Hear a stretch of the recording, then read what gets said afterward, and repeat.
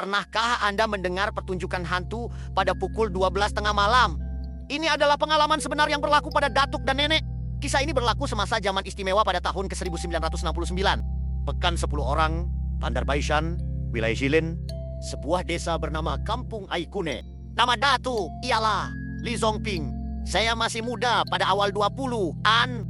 Sebagai menyahut seruan pengerusi, datang ke sini untuk menjadi belia terpelajar. Ketua kampung meletakkannya bersama seorang lelaki bernama Zhao Dezu. Orang tua itu disusun bersama. Jaga gudang. Untuk mengelakkan pergaduhan, Li Zongping datang awal untuk menggantikannya. Kelas Zhao Dezu. Zhao Dezu juga dapat melihat pikirannya. Sebelum pergi, membawa Li Zongping ke hadapan sebuah halaman. Jelaskan apabila malam sudah gelap. Pastikan Anda mengunci bilik di sebelah barat. Li Zongping berpikir sendiri. Apa yang perlu dicuri dari jingle yang malang ini?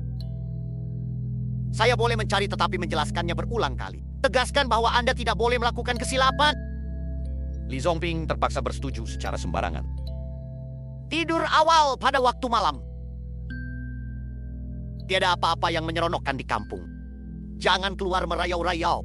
Sebelum saya selesai bercakap, saya menahan balik. Seolah-olah ada sesuatu yang tidak berani diperkatakan. Li Zongping telah lama mendengarnya dalam hatinya. Tutup dengan baik. Kaki depan baru sahaja pergi. Dia berlari dari belakang ke kabin yang bertugas. Buang semua kunci bagasi. Baring di atas katil sekaligus. Ini kerja kegemarannya. Karena Anda boleh menjauhi seminar pemikiran manusia, lebih penting lagi, Anda boleh lihat banyak perkara yang dinilai sebagai buku minda tanpa diketahui oleh orang lain.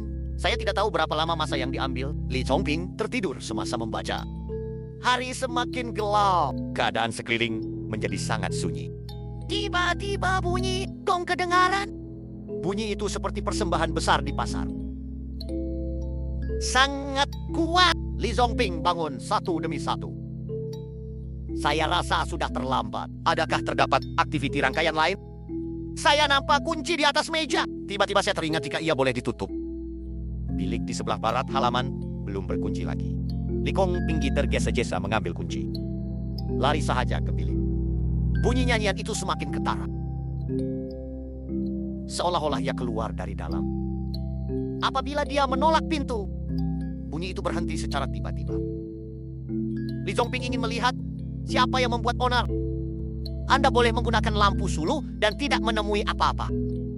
Hanya terdapat beberapa alat musik di sudut. Tiada tempat untuk menyembunyikan orang di dalam. Baru sahaja Li Zongping hendak pergi, terjumpa sekumpulan barang pelik. Kuba, lihat dengan teliti. Terdapat sekumpulan kepala pelik di atas kotak. Li Zongping ketakutan sehingga menyebabkan punggungnya menggigil. Lampu suluh jatuh ke tanah dalam satu gerakan. Saya mendengar bunyi selamat bermain di dalam bilik bertubi-tubi atau di bahagian komen. Pak Ci Ying yang gembira akan melindungi Anda dengan teliti. Seluruh bilik itu gelap serta-merta. Li Zongping memburak-burakan dan mencari lampu suluh yang jatuh. Tiba-tiba bunyi itu hilang. Ia berbunyi di dalam bilik ini. Sebaik sahaja dia mendongak, dia melihat satu adegan yang menakutkan. Beberapa orang yang samar-samar di dalam bilik menari dengan anak patung berkepala besar.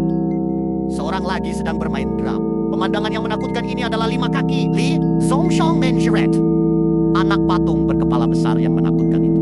Tiba-tiba, pusingkan kepala Anda untuk melihat screen. Nampaknya sudah pasti sama. Ada semua orang klik suka pada video tersebut atau tidak. Anak patung itu meluru ke arah Li Zongping sekaligus. Semakin dekat Anda melihat, semakin jelas Anda boleh melihat. Kepala besar ini adalah entiti.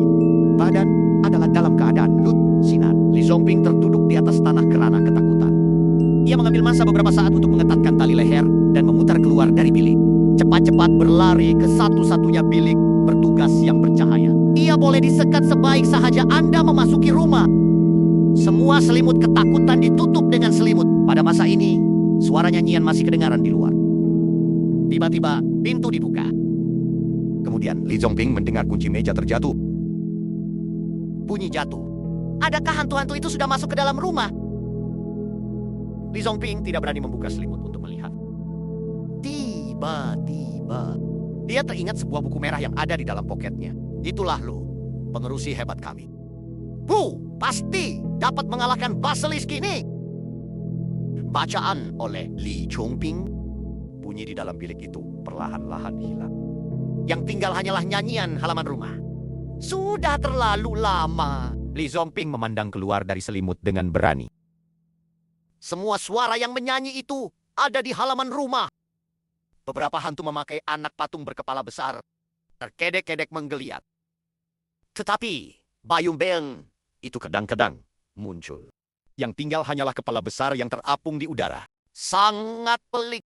Li Zongping memegang buku merah dengan erat di tangannya. Bersembunyi di bawah selimut, tidak bergerak. Saya tertidur perlahan-lahan. Bangun 10 hari sudah banyak. Anak patung itu juga sudah tiada. Li Zongping tiba-tiba terdengar kabar angin yang tersebar di luar untuk seketika. Bunyi tapak kaki ternyata dapat difahami. Dia sedang membersihkan alat musik di halaman rumah. Li Zongping telah melihat penyelamat datang. Cepat-cepat berlari untuk memberitahu apa yang berlaku malam tadi.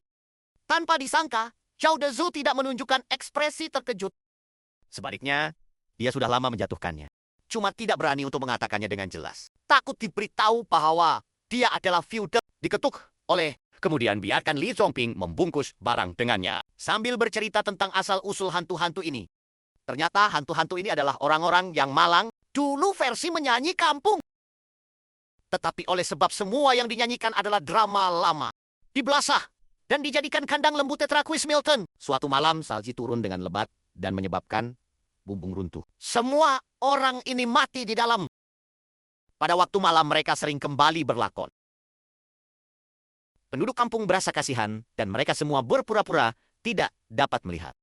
Pemenang Zhao berkata, Sebenarnya, manusia dan hantu dipisahkan oleh satu lapisan kertas. kita boleh hidup tanpa gangguan. Lagipun, bukankah ini berlaku selepas kematian? Li Zongping telah berada di sini untuk melihat gudang sejak itu. Tetapi saya tidak pernah lupa untuk mengunci pintu selepas itu. Saya tidak akan kehabisan minyak lagi pada waktu malam.